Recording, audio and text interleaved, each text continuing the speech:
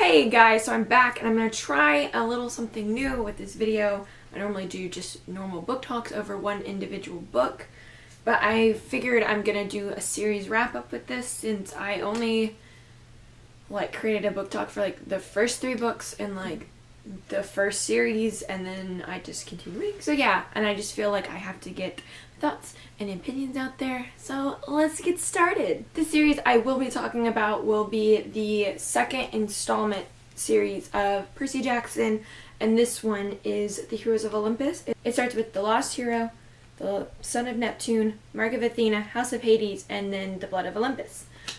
Wow, these books are heavy. Overall, I absolutely love this series. I love that we got to experience even more of Percy Jackson and watch as they grow even older.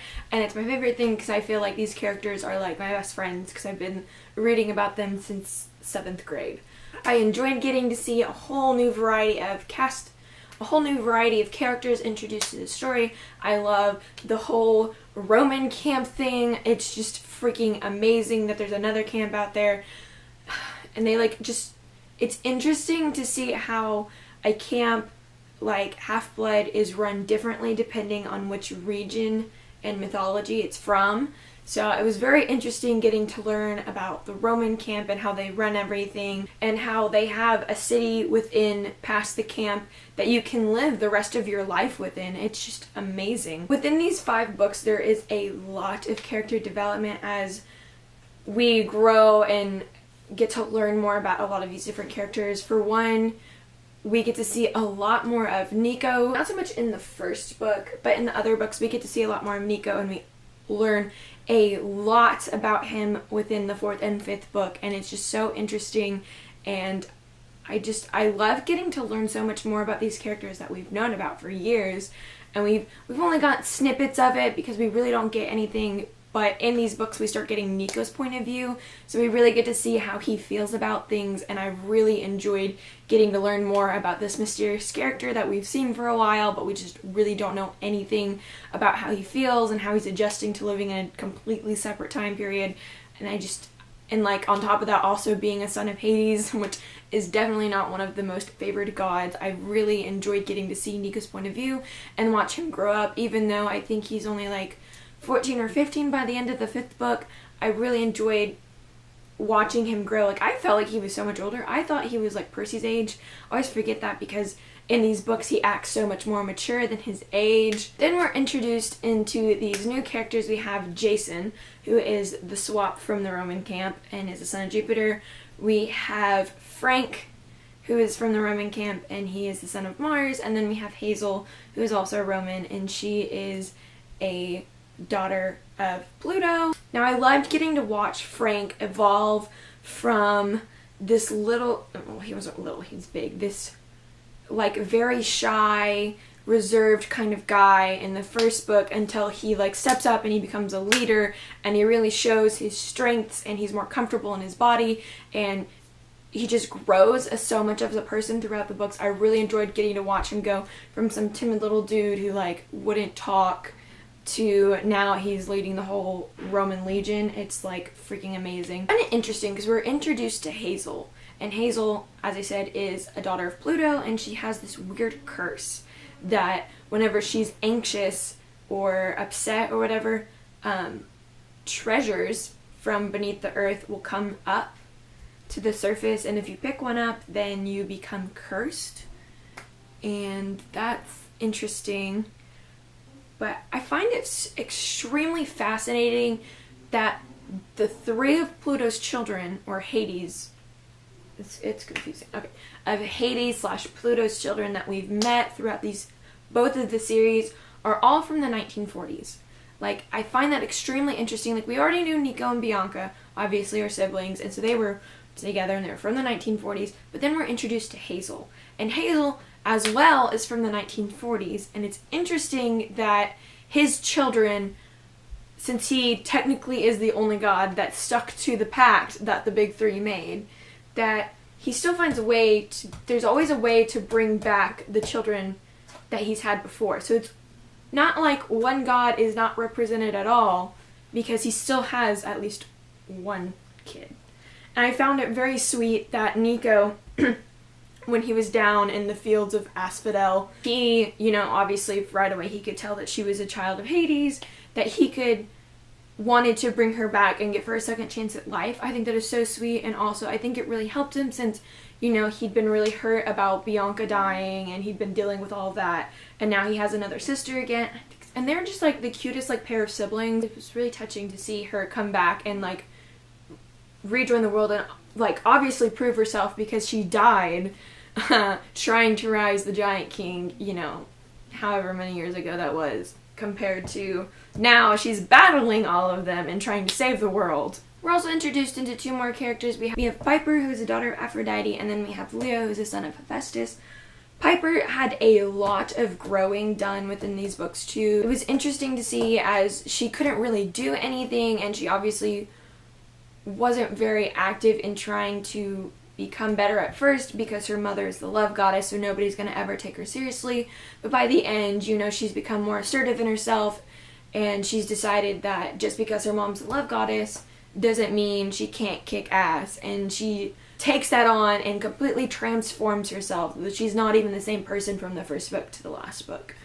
And I really loved watching it, and I love that at first she thought it was hopeless because of who her mother was, but then when she had a talk with Aphrodite, Aphrodite told her that she is the oldest living god, in which she is technically the last Titan, because she came from when, I can't say his name, I want to say it's Ariasis, I don't know, when the Titans cut him up and sprinkled him across the ocean, she came out from the sea foam, so technically she's the last Titan, she is the oldest god, and, you know, she's been around longest, so it's like, even though her mom is not taken seriously a lot of the time, you can still come back from that and be something that nobody expected and still kick ass and be completely awesome. Leo is a very interesting character. I loved watching him, his little machines. He's very clever and interesting, and I was wondering how the series is going to end with him, because everybody in this book ends up pairing off. Obviously, we have Annabeth and Percy, because who doesn't ship Percabeth? Like, let's be real, they're made for each other. And then, you know, Frank and Hazel get together, and they're so cute. And then, you know, Piper and Jason are a thing, and then you just have Leo. He's the one of the seven, and he doesn't have anybody. I was interested to see how this was going to end, because it hadn't hinted at anything else within it, and then he, of all things, gets flown away and lands on Ogygia. Probably did not say that right. Where he meets Calypso. And we've had a run-in with Calypso before with Percy, and she seems very sweet and caring, and it's so sad that the gods were the ones that have sent her there to just live out the rest of her life. Technically, she didn't do anything bad during the Titans War, you know, the first Titan War, but she still supported her father, so they still had to punish her. But it's sad that, like, her punishment is so heartbreaking that they send her heroes to heal and help get better, and then once she falls in love with them, this magical raft appears, and then she never sees them again. And it's the saddest thing, and of course she's still mad because Percy promised he would free her, and then he didn't follow up on the promise to make sure the gods did that for her. So it's sad. And then we get Leo, and we're like, okay, this is interesting. And she hates Leo. Hates him with a burning passion because she hates all heroes. And, you know, it's funny because he is not exactly what you think of when you think of hero. And so then you get scrawny little Leo, and he is nothing like that. And she told him, she's like, I'm not going to fall in love with you. But of course, his personality and his wits and his little adorableness wins her over. And, you know, it's a thing. And he promises to come back for her. And my favorite thing is that he kept that promise, and he did come back for her, and he freed her, and they went and traveled the world, and it's so freaking adorable, because I was really scared that he wasn't going to make it back for Calypso after he left, and I was like, there it goes again. She's going to have her heart broken once again, and it's by one of the sweetest people who just means the best, and like, I was just like, they have to end up together. But they ended up together, and it was freaking great. Okay, another couple that I think is completely adorable, and I'm shipping them, and I really hope they freaking end up together, is Nico and Will. Oh my gosh, they're the cutest things, and they're like complete opposites, but they're so adorable that I love them, and I really hope they end up together because they're just so freaking adorable. Like, please, like, I kind of want their own spin-off series of just the two of them because I think it would be so flipping entertaining. One of the things I really enjoyed seeing in this book is that we get to see a hell of a lot more of the minor gods within this world.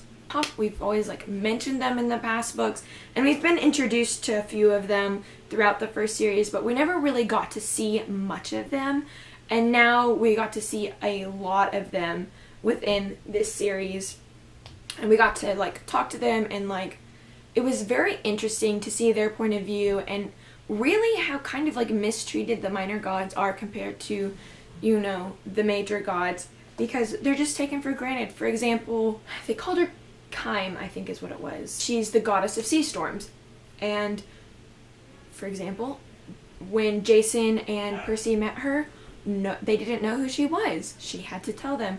And it's sad that some of these minor gods that have been around for, you know, eons along with the rest of the gods have been so far pushed back that they're not even mentioned anymore during the classes that the demigods are taught at camp. They're not taught. You don't know who they are. You don't know what they do. And it's so sad because it's like, even though, you know, you're immortal, like you would think they would all be treated the same and like still taught about, because you never know who you're going to run into when you're on a quest. And we learned that.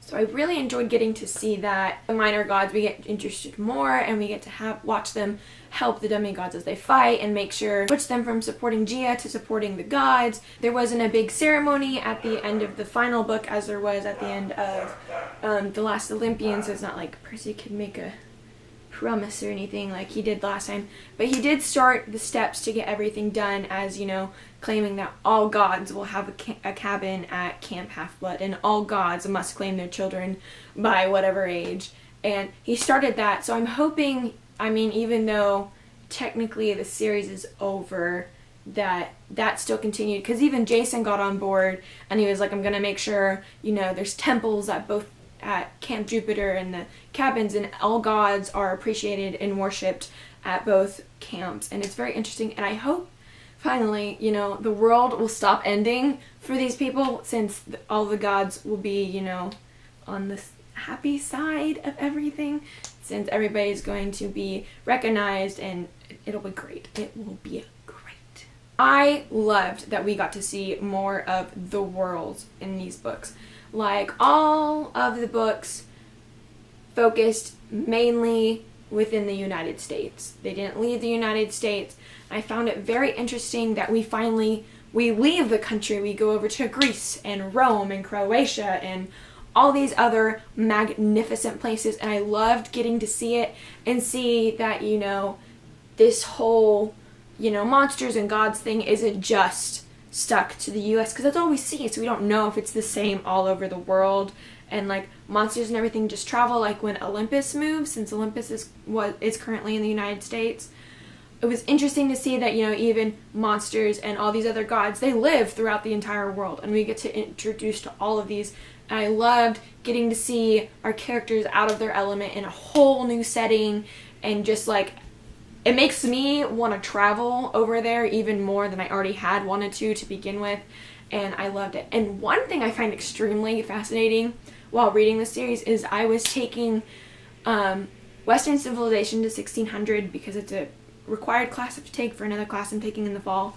So I took it this summer. So while I'm reading these books, I'm also learning about a lot of the stuff like they're talking about in the books. Like, I'd learned it the day before in our lecture at class, where I'd read it in the book, and the next day we were talking about them in the lecturing class. So I found that really fascinating, that as I'm reading the fictional work, I'm learning about the actual things that happen, and it's amazing. I loved it. Like, I find that even more fascinating, because it just made me so much able to like connect and understand a lot of the things that they were talking about in the book, because I understood, because I'd learned about it in class and we talked about it. So I think that really enhanced my reading experience with these books, and now I really want to like just travel that whole area like forever. Like, that's also like the giant history nerd in me, but you know, I think it would be so much fun.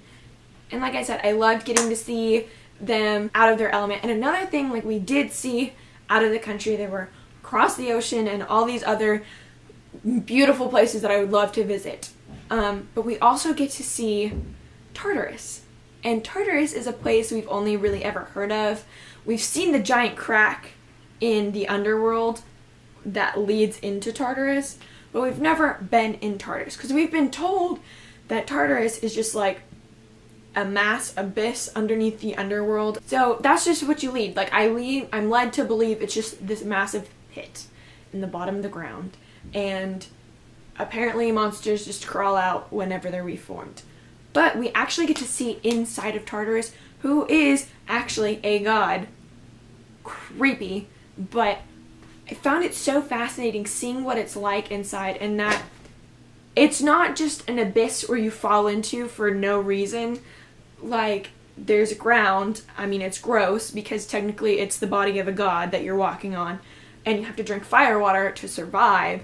But it's so fascinating just getting to see this place that we've been told so much about, but nobody knows what it technically looks like underground because nobody's actually been in Tartarus until this series in which Nico goes into Tartarus and then, of course, Percy and Annabeth fall into Tartarus, and, you know, it's the most heartbreaking thing because it's like, you know, finally we have a fucking ending for the two of them, and then, of course, Rick, you fucking asshole, you have to go and you have to tear everything apart and make us suffer through even more, wondering if they're gonna make it out alive or not. Like, I can't take it. I can't take you keep ruining my OTP and, like, almost killing them. Like, you're gonna give me heart palpitations. This is not okay. But I did enjoy getting to see within Tartarus and what it's like, and that, you know, there's something down there, like, besides just nothing.